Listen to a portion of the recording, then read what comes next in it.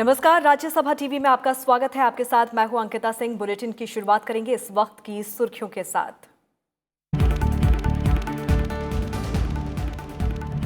प्रधानमंत्री नरेंद्र मोदी ने video conferencing के जरिए मध्य प्रदेश में प्रधानमंत्री आवास योजना ग्रामीण के तहत 1,75,000 आवासों का किया लोकार्पण।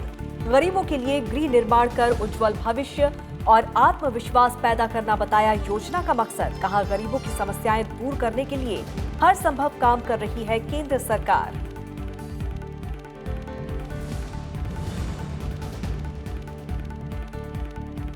संसद के मॉनसून सत्र के लिए सरकार की प्राथमिकता सूची में 23 नए विधेयक। अध्यादेशों को प्रतिस्थापित करने वाले 11 विधेयक सर्वोच्च प्राथमिकता में शामिल। राज्यसभा और लोकसभा की कार्य मंत्रणा समिति की रविवार को होगी बैठक।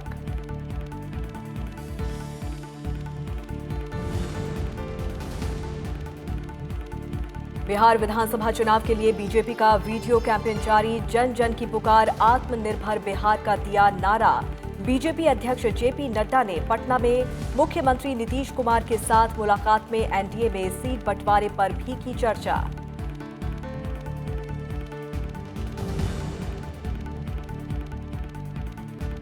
प्रधानमंत्री नरेंद्र मोदी ने दिया कोरोना वायरस से बचने का नया मंत्र। कहा, जब तक दवाई नहीं तब तक ढिलाई नहीं। कोरोना से एक दिन में अब तक के रिकॉर्ड 81,500 मरीज हुए स्वस्थ। मृत्यु दर घटकर हुई 1.66%।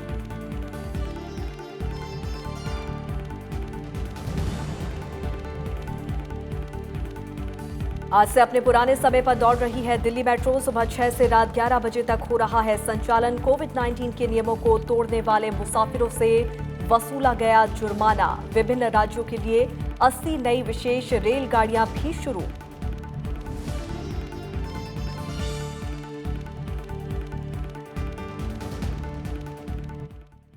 और अब देखते हैं खबरों को विस्तार से। प्रधानमंत्री नरेंद्र मोदी ने आज वीडियो कॉन्फ्रेंसिंग के जरिए मध्य प्रदेश में निर्मित 2.25 लाख घरों का उद्घाटन किया। इन आवासों को प्रधानमंत्री आवास योजना ग्रामीण के अंतर्गत तैयार किया गया है। 2.25 लाख परिवारों को गृह प्रवेश कराने के बाद प्रधानमंत्री ने योजना के लाभार्थियों के साथ संवाद भी किया। उन्होंने कहा कि पहले गरीब सरकार के पीछे दौड़ता था, लेकिन अब सरकार लोगों के पास जा रही है। प्रधानमंत्री नरेंद्र मोदी ने इस मौके पर कोरोना वायरस से बचने का नया मंत्र दिया। उन्होंने कहा कि जब तक दवाई नहीं तब तक ढिलाई नहीं, यानी जब तक कोरोना की दवाई नहीं बन जाती तब तक सभी को सावधानी बरतनी होगी।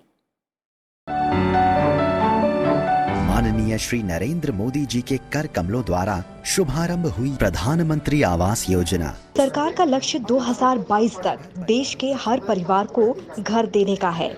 इसी के तहत मध्य प्रदेश में शनिवार को 1,75,000 परिवारों को प्रधानमंत्री आवास योजना ग्रामीण के तहत घर दिए गए। प्रधानमंत्री नरेंद्र मोदी ने वीडियो कॉन्फ्रेंस के जरिए इन आवासों का लोकार्पण किया। उन्होंने कहा कि गरीबों की समस्याएं दूर करने के लिए केंद्र सरकार हर संभव काम कर रही है। यहाँ से आप अपने नए जीवन की नई शुरुआत कीजिए। मुझे कुछ पता ही नहीं चल रहा है। अपने बच्चों को, अपने परिवार कवर नहीं को हुई चेयर अभी भी। अब आप नई ऊंचाइयों पर लेकर जाइए। आप आगे बढ़ेंगे तो देश भी आगे बढ़ेगा। लैपटॉप साथियों, कोरोना के काल में तमाम रुकावटों के बीच भी देश भर में प्रधानमंत्री आवास योजना के तहत 18 लाख घरों का काम पूरा किया गया है। उसमें 1,75,000 घर अकेले मध्य प्रदेश में ही पूरे किए गए हैं। उज्ज्वला का गैस कनेक्शन भी मिल रहा है। सौभाग्य योजना का बिजली कनेक्शन, उजाला का एलईडी बल्ब, पानी का कनेक्शन, सब कुछ घर के साथ ही मिल रहा है। यानी पीएम आवास योजना के आधार पर ही अनेक योजनाओं का लाभ लाभार्थी को सीधे मिले, ये देखा जा रहा है। ये 2.25 लाख आवास मध्य प्रदेश में 12,000 गांवों में तैयार किए गए हैं और इन सभी का निर्माण कोविड-19 महामारी काल की चुनौतियों के बीच किया गया। धार, सीधी, सिंगरौली और ग्वालियर जिलों के कुछ लाभार्थियों से प्रधानमंत्री ने सीधे संवाद भी किया। और ये बात बार बार मैं कहता हूं, जरूर याद रखिए। मुझे विश्वास है आप याद रखेंगे, इतना ही नहीं मेरी बात मानेंगे भी। देखिए, जब तक दवाई नहीं तब तक ढिलाई नहीं। याद रहेगा, जब तक दवाई नहीं तब तक ढिलाई नहीं। 2 गज की दूरी, मास्क है जरूरी, इस मंत्र को भूलना नहीं है। प्रधानमंत्री ने कहा कि स्वच्छ भारत, मनरेगा, उज्ज्वला और सौभाग्य जैसी विभिन्न योजनाओं को ताकि सामूहिक प्रयासों से निर्धनों का सपना पूरा किया जा सके। इस मौके पर मध्य प्रदेश के मुख्यमंत्री शिवराज सिंह चौहान ने कहा कि लाभार्थी परिवारों के लिए आज का दिन नए जीवन की शुरुआत है। माननीय प्रधानमंत्री जी ने हर गरीब के सपने को साकार किया है। किसी ने कहा है, फूल मेरा साख मेरी और सजर मेरा भी हो, मेरा हक है इस जमीन पर एक घर मेरा भी हो। और ये एक घर का सपना माननीय प्रधानमंत्री जी ने गरीब के लिए साकार किया है। 20 नवंबर 2016 को प्रधानमंत्री आवास योजना ग्रामीण की शुरुआत हुई थी। मध्य प्रदेश में अब तक 18 लाख से अधिक गरीब परिवारों को इस योजना का फायदा मिला है। Bureau report, Rajya Sabha TV. Madhya Pradesh के 9 में पेट्रोलियम क्षेत्र से जुड़ी 3 प्रमुख परियोजनाएं राष्ट्र को समर्पित करेंगे। कार्यक्रम में बिहार के मुख्यमंत्री नीतीश कुमार भी उपस्थित रहेंगे। इन परियोजनाओं में पारादीप हल्दिया दुर्गापुर पाइपलाइन परियोजना का दुर्गापुर बांका खंड और 2 एलपीजी बॉटलिंग संयंत्र शामिल है।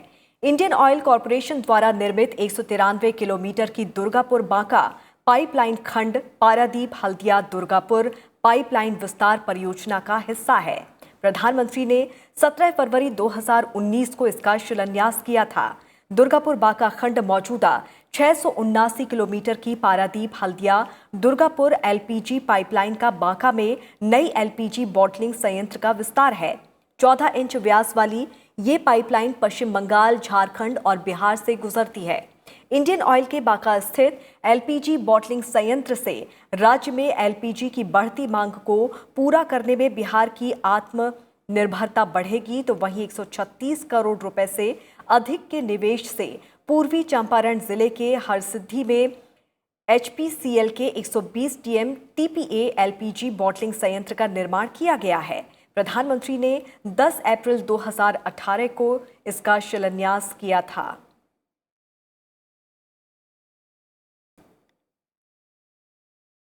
संसद का मॉनसून सत्र सोमवार यानी कि 14 सितंबर से शुरू होने जा रहा है।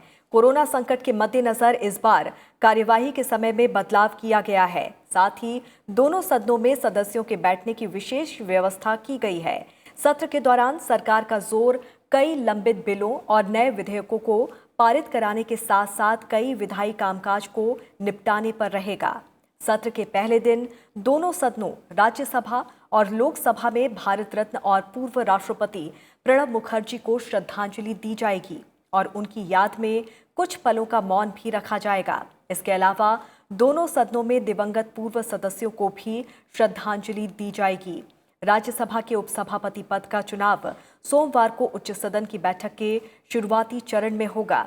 राज्यसभा की प्रक्रिया और कार्य संचालन विषयक नियम संख्या 7 के तहत ये चुनाव होगा। उपसभापति पद के लिए एनडीए उम्मीदवार हरिवंश के मुकाबले यूपीए ने आरजेडी सांसद मनोज कुमार झा को उम्मीदवार बनाया है।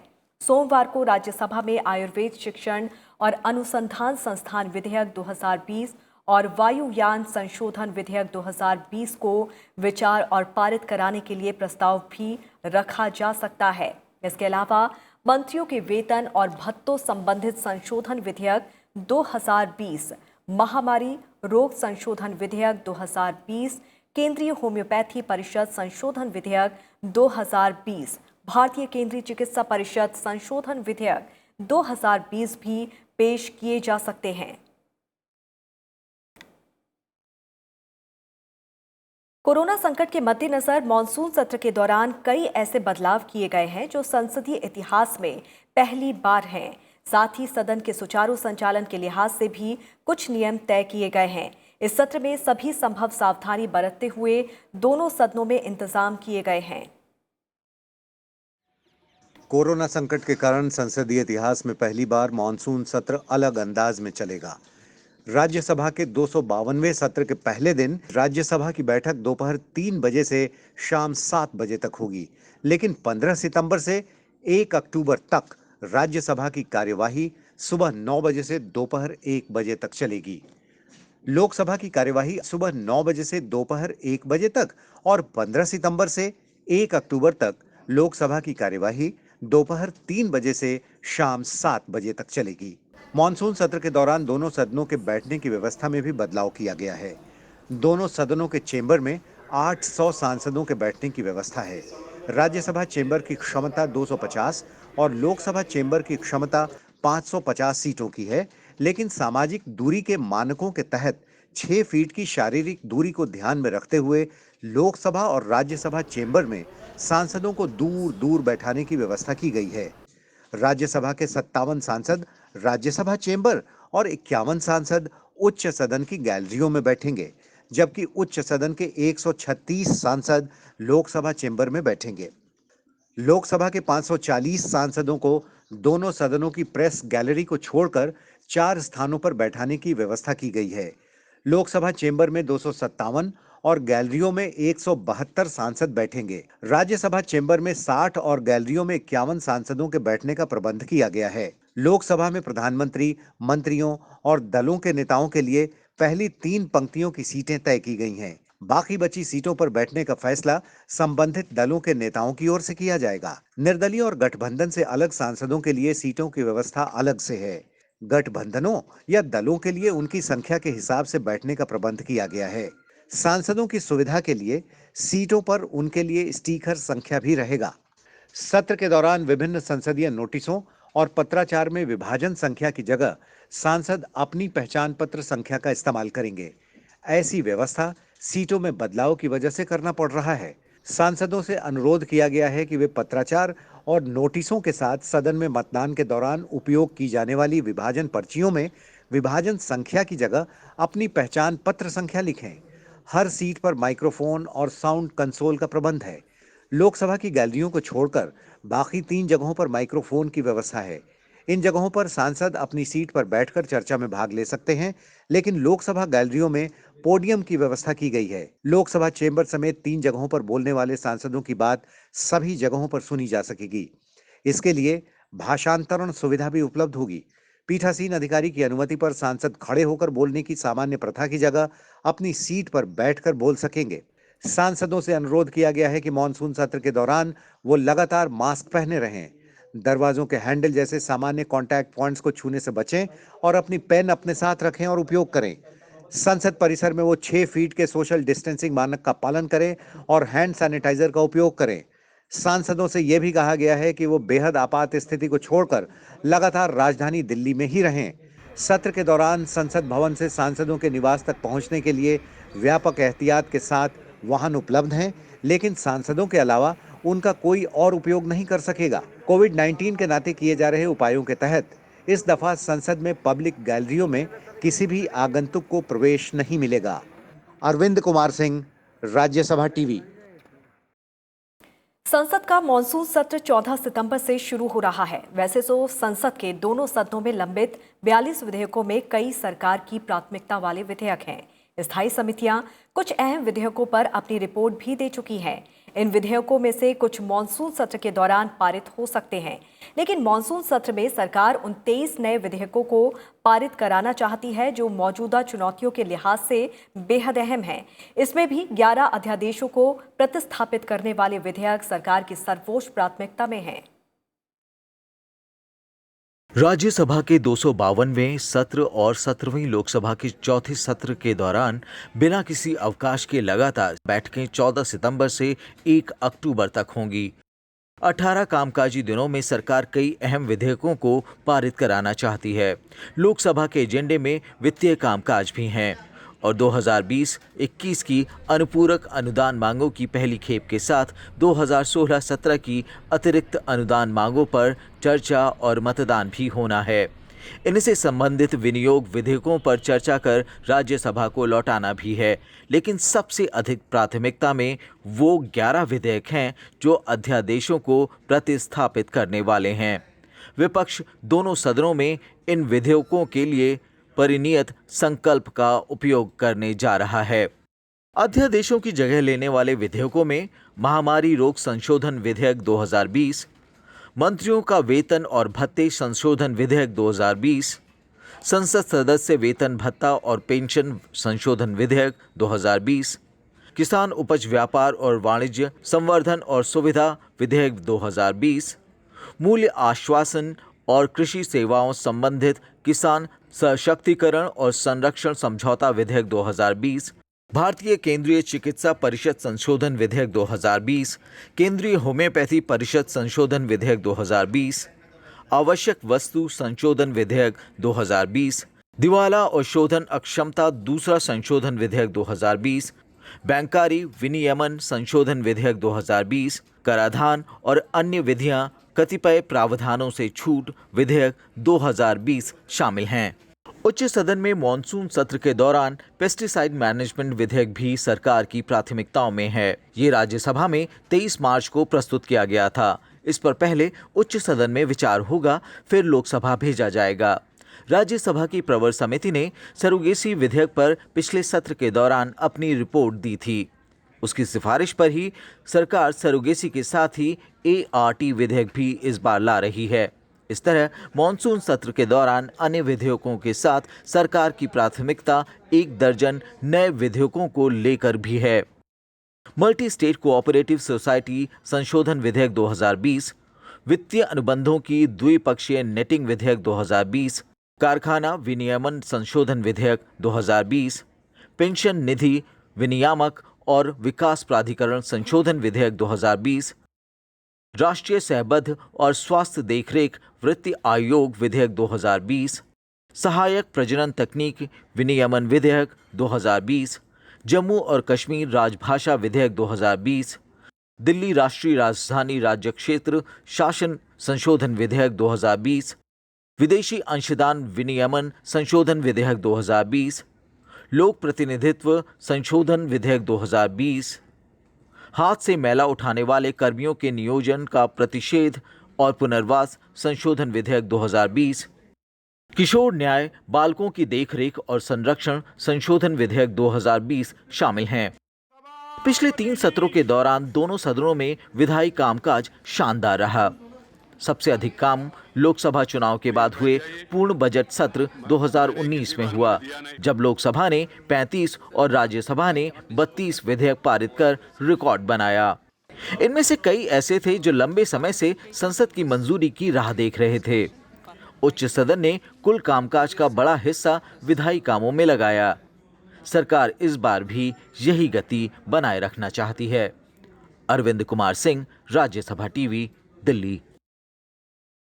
सोमवार से शुरू हो रहे मॉनसून सत्र के पहले राज्यसभा और लोकसभा की कार्यमंत्रणा समिति की रविवार को बैठक होगी। लोकसभा की कार्यमंत्रणा समिति की बैठक रविवार 13 सितंबर को संसदीय सौध में 11 बजे बुलाई गई है। इसमें मॉनसून सत्र के अहम मुद्दों और अन्य विषयों को तय किया जाएगा। समिति सरकारी विधायी कामों और अन्य विषयों पर चर्चा के लिए समय आवंटित करने का काम करती है। साथ ही समिति स्वप्रेरणा से सरकार को किसी विषय विशेष को लाने का अनुरोध कर सकती है।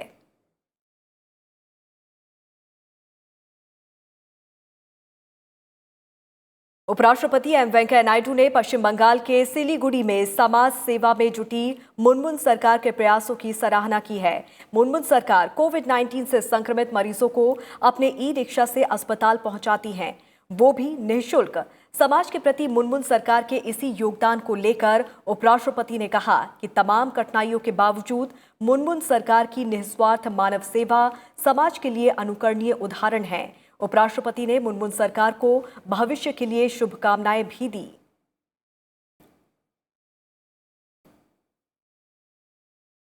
जन जन की पुकार, आत्मनिर्भर बिहार, इसी नारे के साथ बीजेपी इस बार बिहार के चुनाव समर में उतरने जा रही है। आगामी विधानसभा चुनाव के मद्देनजर बिहार दौरे पर पहुंचे बीजेपी के राष्ट्रीय अध्यक्ष जेपी नड्डा ने पटना में प्रदेश पार्टी कार्यालय में आत्मनिर्भर बिहार कार्यक्रम के संबोधन में ये बात कही। जेपी नड्डा ने कहा कि बिहार में नीतीश कुमार के नेतृत्व में बिहार में एक बार फिर से एनडीए की सरकार बनेगी। उन्होंने कहा कि बिहार की लीची और मखाना की ब्रांडिंग कैसे हो, ये बीजेपी के कार्यकर्ताओं को करना है। उन्होंने प्रदेश कार्यालय से आत्मनिर्भर रथ को बिहार के सभी जिलों के लिए रवाना किया। ये रथ विभिन्न जिलों में जाकर आत्मनिर्भर बिहार बनाने का अभियान चलाएगा और फीडबैक लेगा। इस मौके पर बीजेपी के राष्ट्रीय अध्यक्ष ने आत्मनिर्भर बिहार 2020 पोर्टल भी लॉन्च किया। मैं जहां बिहार की बदलती तस्वीर देख रहा हूं, मुझे पूरा विश्वास है चुनाव के मैदान में एनडीए का गठबंधन नीतीश जी के नेतृत्व में भारतीय जनता पार्टी और लोक जनशक्ति पार्टी सभी मिलकर चुनाव लड़ेंगे और विजयश्री हासिल करेंगे नीतीश जी के नेतृत्व में। ये मैं सबके उदाहरण के साथ आप सब लोग मिलकर के बिहार को एक नई ऊंचाइयों पर ले जाएंगे और आने वाली सरकार जो एनडीए की सरकार होगी वह विकास युक्त होगी और आगे बढ़ेगी। भटककर चीन की सीमा में प्रवेश कर गए अरुणाचल प्रदेश के 5 लड़के भारत वापस आ गए हैं। इनकी सकुशल वापसी में भारतीय सेना ने अहम भूमिका निभाई। जैसे ही इनकी गुमशुदगी की खबर लगी, भारतीय सेना ने चीन की पीपल्स लिबरेशन आर्मी से संपर्क किया। 8 सितंबर को PLA ने इन लड़कों का पता लगाकर भारतीय सेना को सूचित किया। इसके बाद भारतीय सेना ने सारी औपचारिकताओं को पूरा किया, जिसके बाद आज इनकी चीन से सही सलामत वापसी हो गई। कोविड-19 के चलते अब ये 5 लड़कों को 14 दिनों के लिए क्वारंटाइन में रखा जाएगा, जिसके बाद इन्हें इनके घर वालों को सौंप दिया जाएगा। भारतीय सेना के इस प्रयास की केंद्रीय खेल और युवा मामलों के राज्य मंत्री किरेन रिजिजू ने सराहना की है। उन्होंने इस मामले की हर पल की जानकारी देने के लिए सेना का शुक्रिया अदा किया है।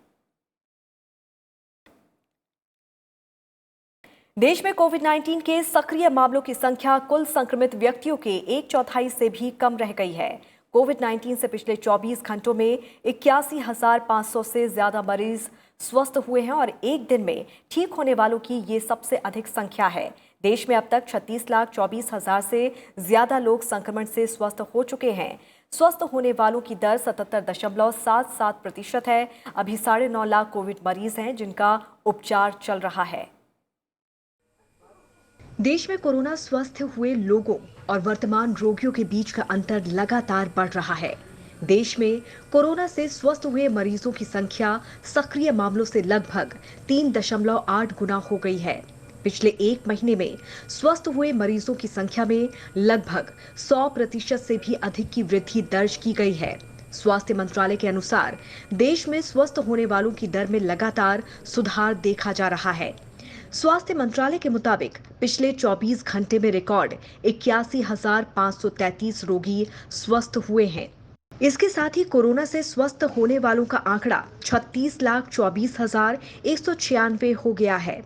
वहीं पिछले 24 घंटों में कोरोना महामारी के 97,570 नए मामले सामने आए हैं। इसके साथ ही कुल संक्रमितों की संख्या 46,59,984 हो गई है। पिछले 24 घंटे में 1,201 लोगों की मौत हुई है। इसके साथ ही मृतकों की कुल संख्या 77,472 हो गई है। जानकारी के मुताबिक देश में अभी 9,58,316 सक्रिय मामले हैं। देश में पिछले 24 घंटों में 10,91,000 से अधिक कोविड नमूनों की जांच की गई। अब तक 5,51,89,226 नमूनों की जांच की जा चुकी है। अब 1,705 प्रयोगशालाओं में कोविड नमूनों की जांच की जा रही है। 2 महीनों में टेस्ट की दर में 3.2 गुना से अधिक की वृद्धि हुई है। इस सप्ताह 10 लाख से अधिक नमूनों की जांच की गई है। कोविड-19 के नमूनों की जांच में तेजी के बावजूद अब भी संक्रमण की दर 8.5% से कम है। राजस्थान, उत्तर प्रदेश, पंजाब और मध्य प्रदेश में ये दर 5% से भी कम है। वहीं ठीक होने वाले की दर बिहार, तमिलनाडु, दिल्ली, पश्चिम बंगाल, राजस्थान और गुजरात समेत 9 राज्यों और केंद्र शासित प्रदेशों में 80% से भी अधिक है। देश में कोरोना के कारण दर्ज की गई मृत्यु दर भी वैश्विक औसत की तुलना में काफी कम, लगभग 1.66% है। 17 राज्यों और केंद्र शासित प्रदेशों में मृत्यु दर 1% से भी कम है। Bureau report, Rajya Sabha TV. आज से दिल्ली मेट्रो की सभी लाइनों पर मेट्रो की आवाजाही शुरू हो गई है। दिल्ली मेट्रो ने सुबह ट्वीट करके इसकी जानकारी दी। दिल्ली की सभी लाइनों पर मेट्रो अपने पुराने समय पर चल रही है, यानी सुबह 6 बजे से रात 11 बजे तक ये सुविधा उपलब्ध रहेगी। मेट्रो प्रशासन इस दौरान कोरोना महामारी को लेकर नियमों के पालन को लेकर स्पेशल ड्राइव भी चला रही है। नियमों का पालन न करने वालों और मास्क न लगाने वालों के खिलाफ जुर्माना लगाया जा रहा है और साथ ही लोगों की काउंसलिंग भी की जा रही है। दिल्ली मेट्रो रेल निगम ने ट्वीट कर ये अपील भी की है कि लोग पीक आवर्स में यात्रा से बचें और अगर संभव हो तो वर्क फ्रॉम होम जारी रखें। लॉकडाउन के बाद करीब 5 महीने के लंबे वक्त के बाद 7 सितंबर से मेट्रो सेवाएं फिर से शुरू हुई हैं। इस दौरान मेट्रो ने एक कोच में 250 से 300 यात्रियों की जगह केवल 50 यात्रियों की संख्या एक कोच में तय की है।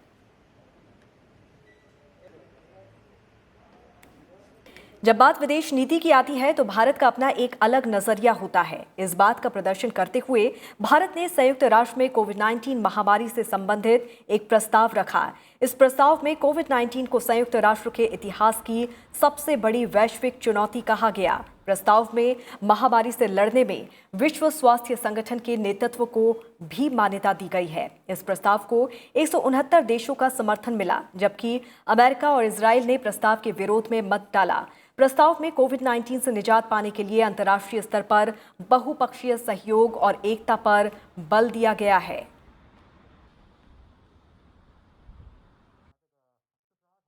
अफगानिस्तान में कोई भी शांति प्रक्रिया अफगान के नेतृत्व वाली, अफगान के स्वामित्व वाली और अफगान नियंत्रित होनी चाहिए। ये बात शनिवार को दोहा में हो रही अफगानिस्तान शांति वार्ता को संबोधित करते हुए भारत के विदेश मंत्री एस जयशंकर ने कही। इस शांति वार्ता में तालिबान, अफगानिस्तान और अमेरिका सहित 30 देश हिस्सा ले रहे हैं। शनिवार को कतर की राजधानी दोहा में अफगानिस्तान में स्थायी शांति के मकसद से बातचीत शुरू हुई। इस मौके पर अफगानिस्तान की तरफ से अब्दुल्ला, तालिबान की तरफ से मुल्ला अब्दुल गनी बरादर और अमेरिका की तरफ से विदेश मंत्री माइक पॉम्पियो मौजूद थे।